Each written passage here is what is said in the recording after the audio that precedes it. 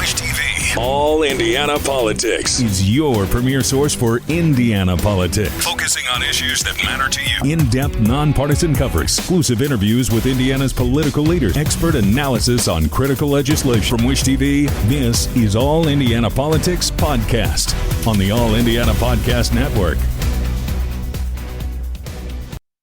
Now, from Wish TV, your local news source, this is All Indiana Politics.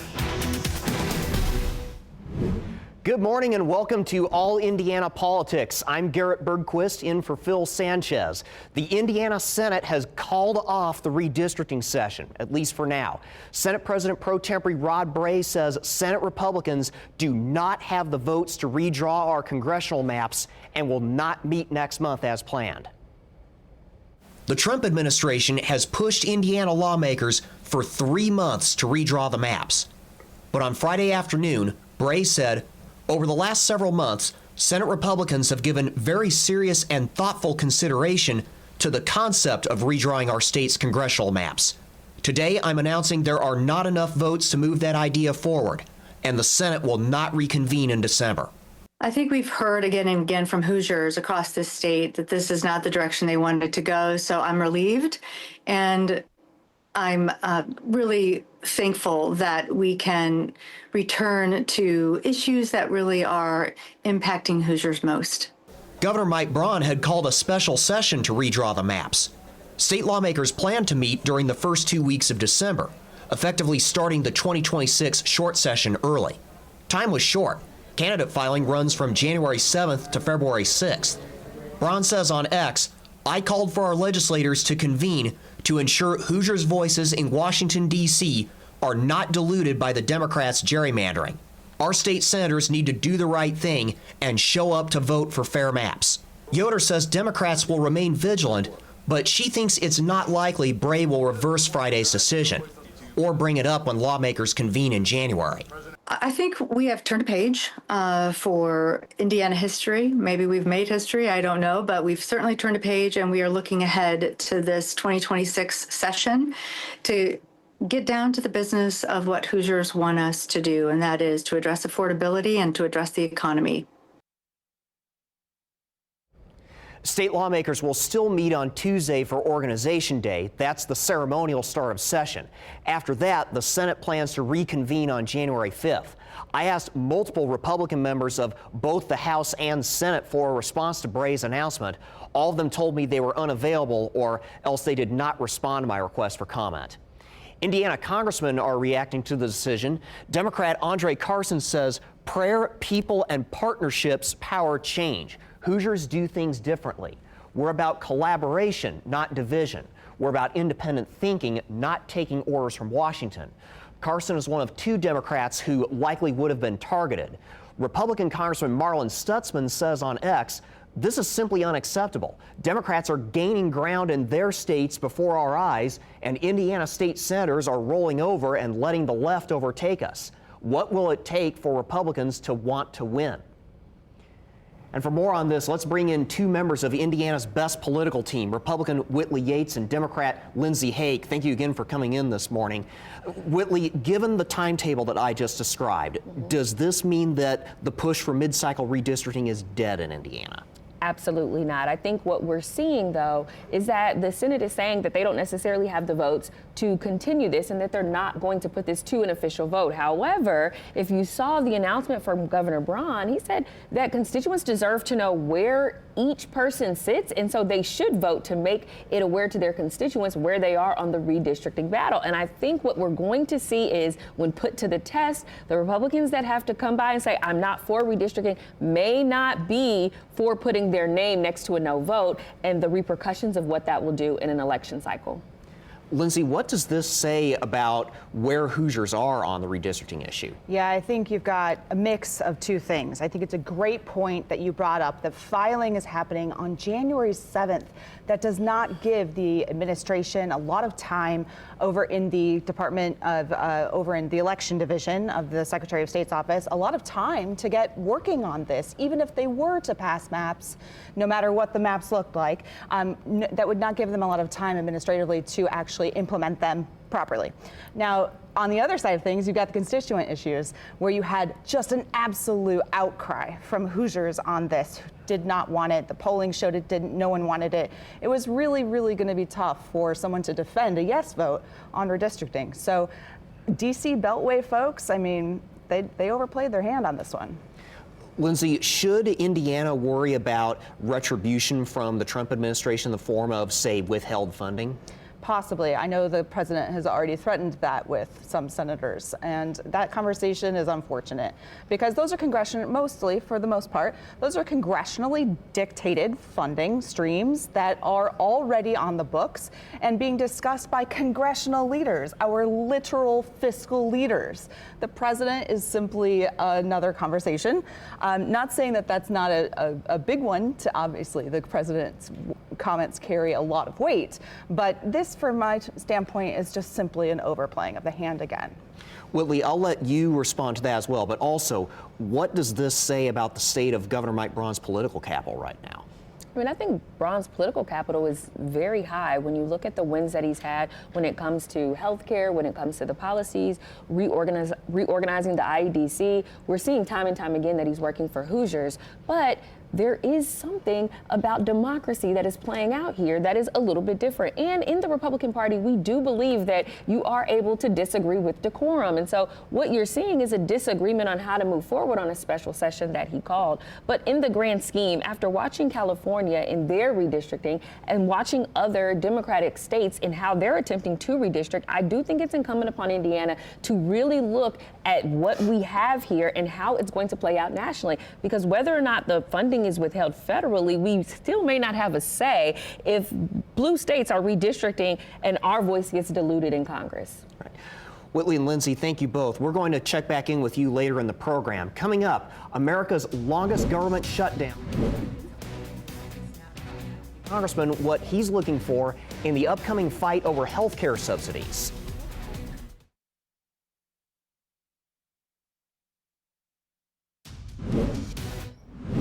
Welcome back. The federal government is still getting back up to speed after the longest shutdown in U.S. history finally ended.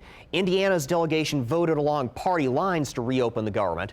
Our Derek Dennis talked to Republican Congressman Marlin Stutzman moments after the vote.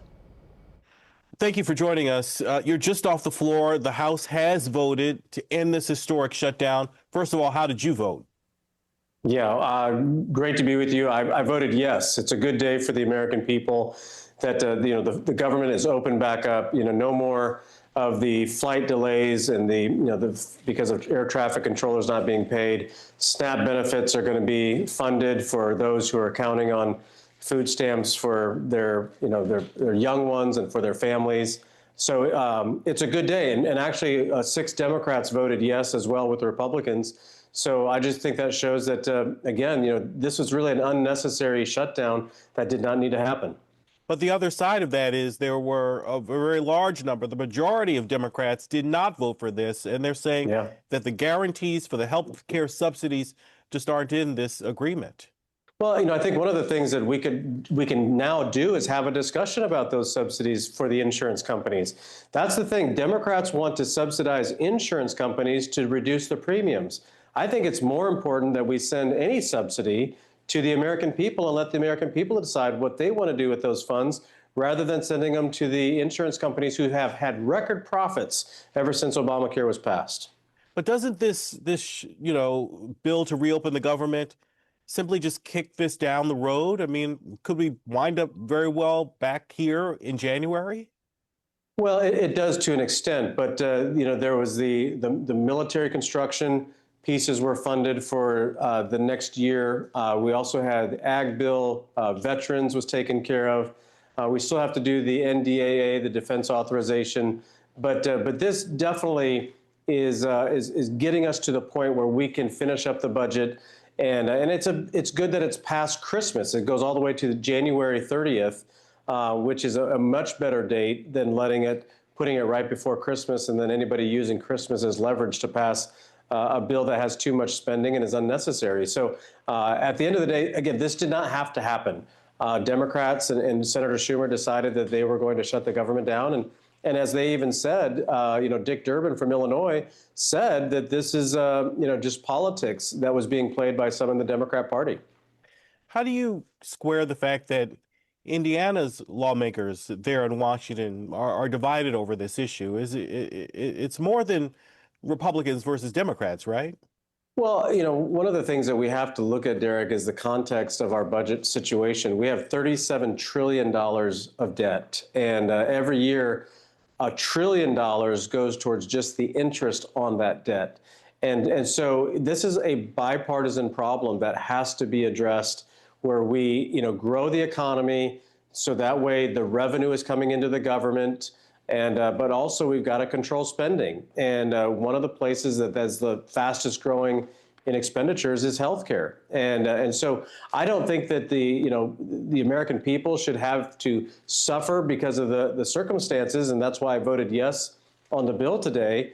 But at the same time, we have got to address our health care system and the health insurance system because there's too many hands in the cookie jar, and that we shouldn't make the American people pay more for health care than what they already do. We could do this much more affordably. Overwhelmingly, in talking to Hoosiers, they don't like the idea that it seems that lawmakers are using a government shutdown to get things done. Yeah. How do you respond to that?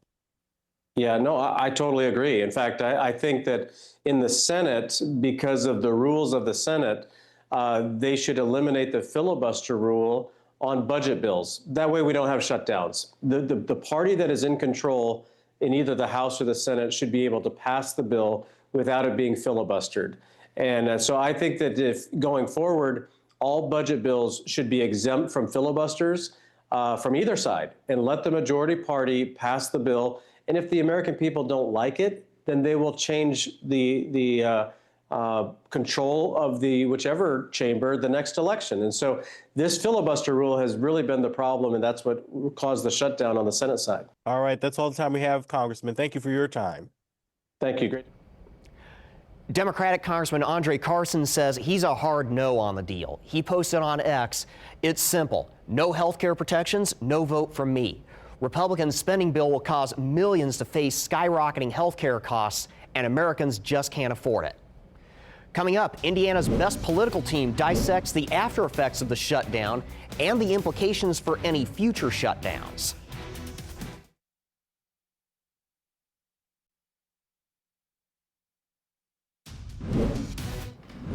Welcome back to All Indiana Politics. With us once again, Democrat Lindsey Hake, Republican Whitley Yates.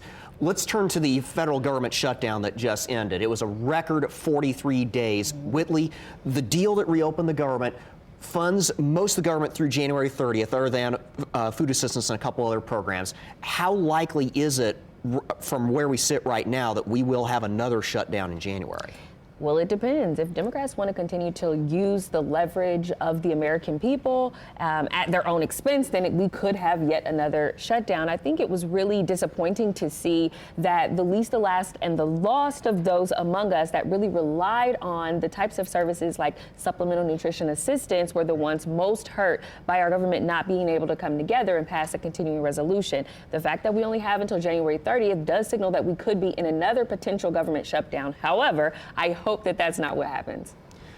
Lindsey, there was talk during the shutdown of passing a law to ensure that federal employees receive pay regardless of whether or not if there is a lapse in appropriations. Both parties had bills.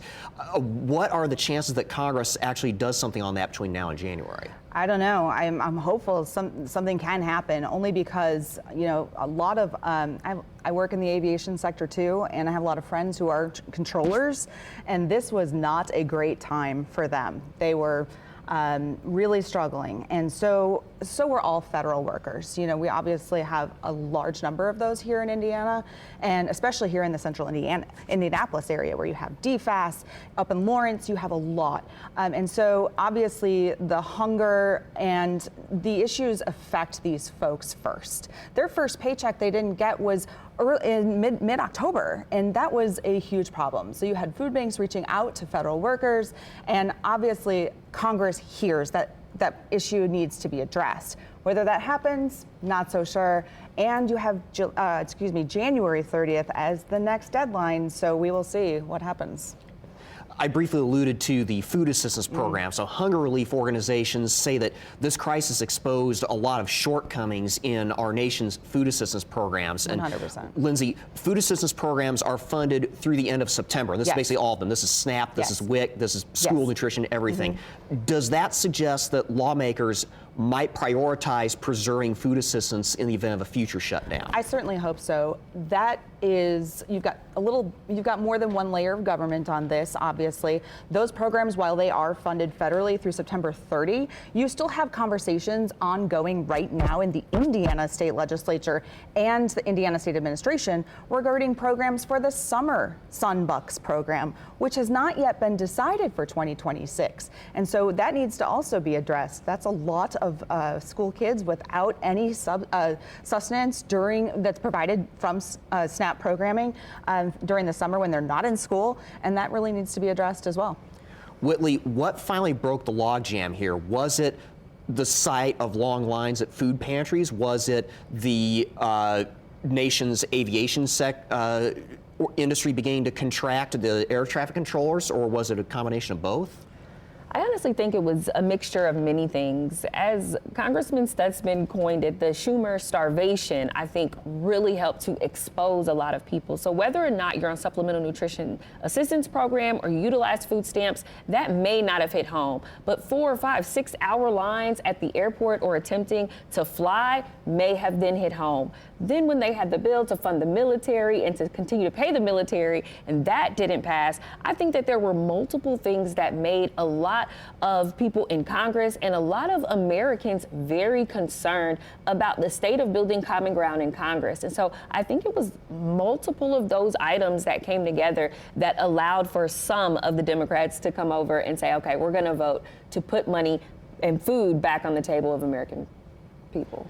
Briefly, before we move on, how big of a role do you think this is going to play in the midterms? Whitley, we'll start with you.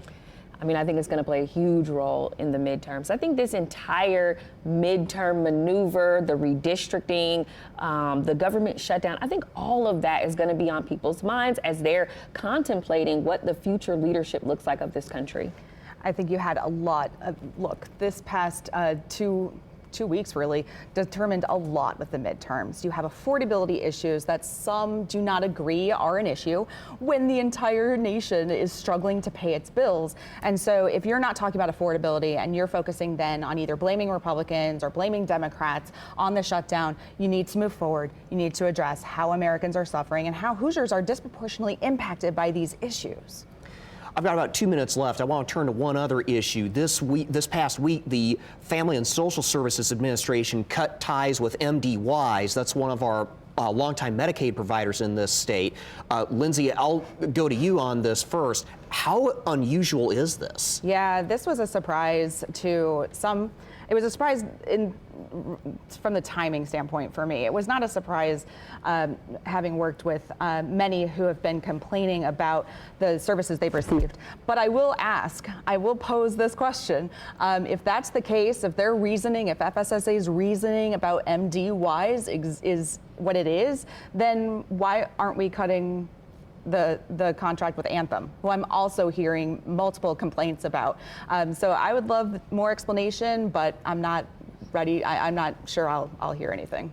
Whitley, I've got about a minute left. I'd like your analysis of this as well, and also, is this part of a broader Medicaid strategy from the Braun administration? I think that this was a data-driven decision. When you looked at the cost of MDYs and when they looked at what the cost of MDYs was versus what Hoosiers were receiving when it came to health care, there was a huge imbalance. And we're only required to have 3, and we had an additional health care provider. And so no one's going to go without any type of health care. They're going to still be able to have health care if they have MDYs. And now it offers an opportunity for us to honestly just have the best health care possible in the state of Indiana. Braun has been very bullish on making sure that we have great health care. He did it in the private sector with this company, and now he's doing it for Americans here in Indiana. And I should point out the FSSA has said that anybody who is getting Medicaid services through MDYs will be automatically shifted over to one of the other providers.